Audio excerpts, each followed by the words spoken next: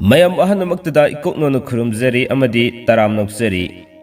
Fiki Channel Pothaminasi KHANGMINASI Channel Asina Lepanai Dana Sayol Kudingi no Majing Limit Kudingi Tamjeriba Chayolgi Rashifal Ngasi Sufuduna Lakseri Ngasi September Gitang Taramathoi no Majing Limit Asidagina Lakadoriba September Gitang Tarataret Tangjun Limit Asifawi Oiba Chayol Sigirasifal Kudol Tamjanabagidamak Buduna Lakseri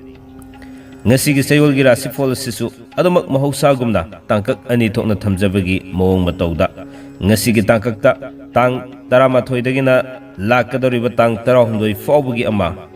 Aduga Lemhoriba Tang Taramari Dagina Tang Tarataret Fawbugi Ama Tongan Ba Rashifal Singi Fall Kari Kari Lady Habadu Kudol Tamjage Madugi Hek Matungda Amok Rashifal Kudimakta Tongan Ba Haksangi Mahimasingi Amadi Pakang Lesabi Singi Fall Kari Kari Lady Habadu Kudol Tamjage Asumna Channel Asina Chayol Kuding in Wajing Numit Kuding Putukseriba Chayolgi Rashifal Sida Lepanaidana Being Tapiriba Madi Tongan Ba Comment Pibiratliba Amadi Nuxizerba viewers sing subscribers in Kwai Kudimakpo Channel Sigi Maikadigi Ngam Kalitana Tagasava Fonukseri have Wapamja Tamjaraga I Handak Marksi Matam Kra Tang Igi Asin Batabakra Labana Mapung Pana Miamgi Togol Sitobungam Jadre Masigi Damak Miamna Kanbira Topic Singdo Matam Sana Tamaktabasi Hanjin Haidunasu Warobino I Sojanamaki Atubu Matam the Kudol Tamjaragani have Wapamji Tamjaraga Nasigi Chayolgi Rashifal Si Miam the Kudol Tamjanavagidama Honazari Nasigi Chayolgi Rashifal Si Kudol Tamjajang Sida Adamak Nasisu Phyto Life na Habidi Phyto Life stem cell na Tongan ba Anavakya Fahalakagi video Aina Marak Tanama Wanjabugum Nasigi Su Anova testimony Amatang Miam the Kudol Tamjage Masihek Ming Taminaraba Matunda Chayolgi Rashifal do Lokut Serage Taminasi have Wapam Tamjaraga Amutang Ming Taminasi Kunna Ejimina Hainu Baite Imadania Daxi Sadring Imada Hananuata Take Imata Nunaitavasi Kwang Nagani Jakau Pira Ligani Satanako Ling Baut Bayataba Morok Bayataba Singli Sunaba, Aduga Tumbadia Brahana. Tumbati Hoi Marak Tumba Yataba Nongan Balay. And the Konyago Mudihana Sambra. Punja Sagani, Luna Gani, Gil of Store, Ling Bayataba. Those Imasia. Paitulaki, Sigi Essencia, Vidacia, Zab and the Vican, the mother Sangwa, the Pauge. Marinita Hoga. Marinita, Imag Sanga, Sakana, the credit hanging report. Papaya. Makani, the Parima, Mano, Casada, the neighbor. Tamkai charity, Shamu. Magi had a complexion too. No Topoma, the Kohana, imagine exactly Jan Sabama gives it. I started my member before. Oh, Karihan, the yellow vanilla. Jam matters here, never. Tumbadi Sang Night. Oh, at the Imana, Sigi Hidaxia, Imada Mahana Narama, listen the call. Kari hiding game. Hiding, but he who can't is from Bazamia before. Nina touch at the Bazam, they so it should touch at the low there. Mazam from Balaya, and Takishina in a touch of the Matamila, Asia now, but you know, Parea. Kanasu Tata that I was in Mina Haven. I would be always about Isana Hangaki now was it Pare, I was Mayam Tata Gunu, Nina Pesa Farm and a pumpkin to the layer or a city taxi, Ina Isata, Covered.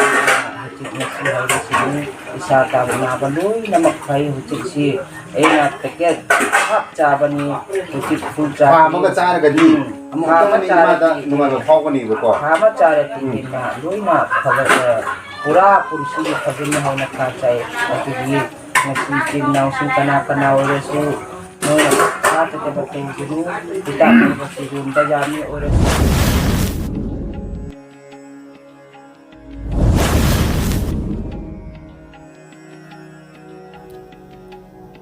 Faredudi ngasi Chayolgi Rashifal si khudol tabjrage ahan bisidi mes Rashifal lokutsage mausagumna mes Rashifal dagi hujraga min Rashifal da losin jagadabado ngasi sodumuk dogjage maramaduna mes Rashifal ki oina tang 13 dagina tang 12 fawbagi manungda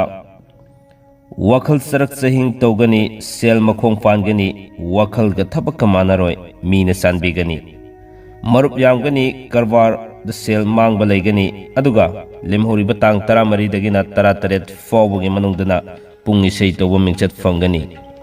laitin gi thabak pukning changani imung manung sel singani haksangi oinadi kaide mahi gi oinadi fai aduga pakhang le sabi singi oinadi haina singnagani ani subada lokasage bris Rashifal gi oina tang 13 dagina tang 16 fawbagi manungda mingonda laikhiba sel fangani subano makanagani wanoma mai fakani lamda satfa kaide anoba marup fangani laikai gi thabak thoromda matam dikhra mangani adubo lemhori batang 13 dagina tang 13 fawbagi manungdana lamda satfa kaide pungi sei tawba kanagani imung manung semgat sagat pangamlagani haksangi oinadi kaide mahigi oinadi atan makra fawgani aduga pakhang le sabisingi oinadi thungnagani ahum subda lokusage mithun Rashifal gi oina tang 13 dagina tang 16 fawbagi manungda anoba nungaiba paw tagani pungi sei tawba laitin gi thabakta mingchat fangani wakhal chanagani mina sanbigani sasan gi karbar da sel mangani aduga lemhori batang 13 dagina 13 fawbagi manungdana lamda satfa kaide fam hongdo hongjen tawgani imung manung sengmin sajingani kanadaba mafamda sel satkhigani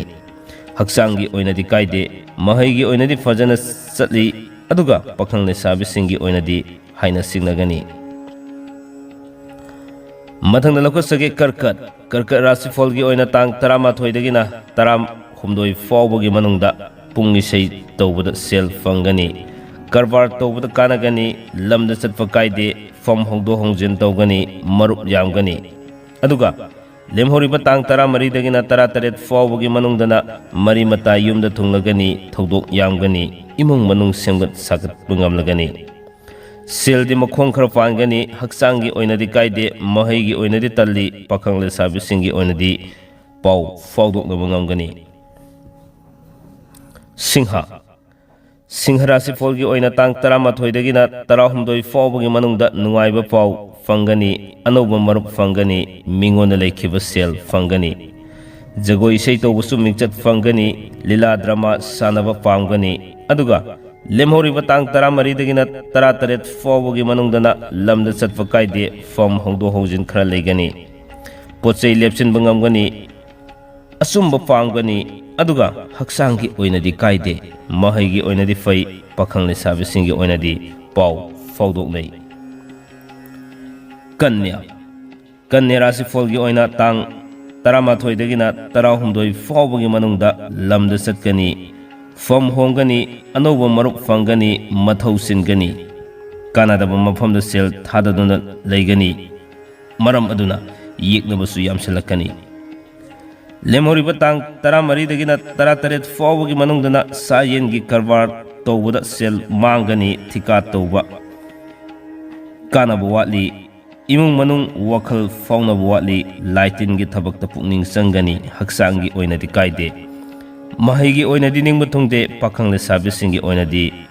muknagani tulla Rashifal gi oina tang 13 dagina 16 fawbagi manungda lamda satkani anoba marup fangani imung manung santi oigani mari mata thunglagani karbar da kanaba khara watkani fam hongani mina sangani aduga lemhori batang 13 dagina 13 fawbagi manungdana imung manung semjin sajan bangamlagani mathau singani thodokti yamgani lila drama yawbada mingchat fangi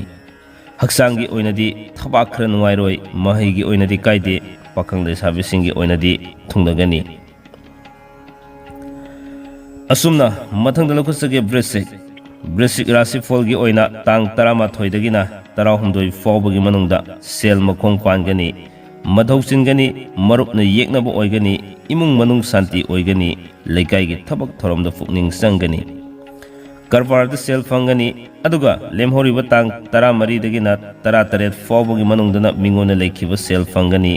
lamda satpa kaide fam kagani marimata yumda thunglagani aduga haksangi oinadi kaide mahigi oinadi fai pakhang le sabisingi oinadi thunglagani mathang lokasage dhanu rashifal gi oina tang 13 dagina 16 fawbagi manungda sel mangba pochei tahauba sauningba ningba thungba watpa matam oigadari thika tauba sel mangani sasangi karbarda su sel mangani aduga lemhoriba tang 13 dagina 18 fawbagi manungdana fam honggok hongjin khara leigani aduga marupnasu yeknaba oigadari mari mata yumda thunglagani kanatabada sel satkani haksangi oinadi khuning nungairoi mahigi oinadi ningma thungde pakhangle sabisingi oinadi muknagani mathang lakusage makar rashifal gi oina tang 13 dagina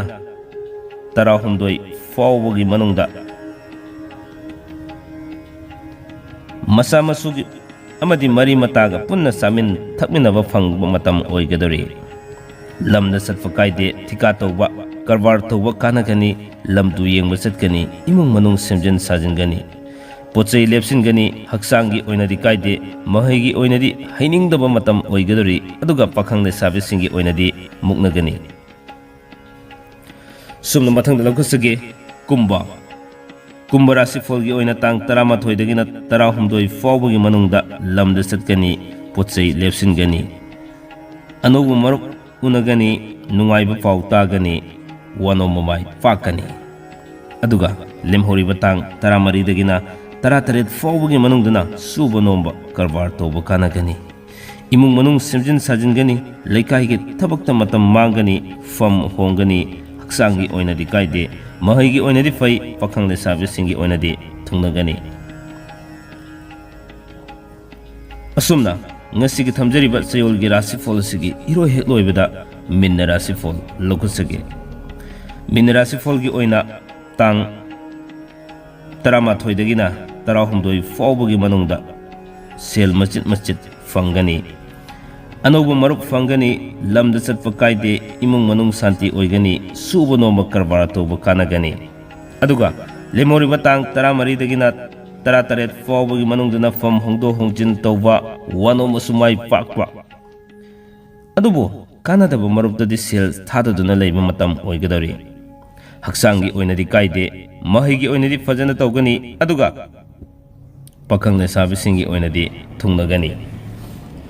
asumna ngasigi thamjariba chayolgi rashifal si matang aswaida tension janabagi tanjado lawjage nuksijarba viewers sing amadi subscribers singna loiba fawu tabiba mani miyeng tabibagi damak loina na isa gi mot phungdok piraktuna tongan comment kya phungdok pirakbagi damak tusu ngamkhoi leitana thagasaba phungdok seri habo ophamje thamjaraga ngasigi damaktadi chayol sigi rashifal si matang aswaida tension janabagi tanjado lawjage punamakpu amukusona ikokno khurum jabuga loina na kaina na ya thangni jage pinabisi kanglei fakna yai fare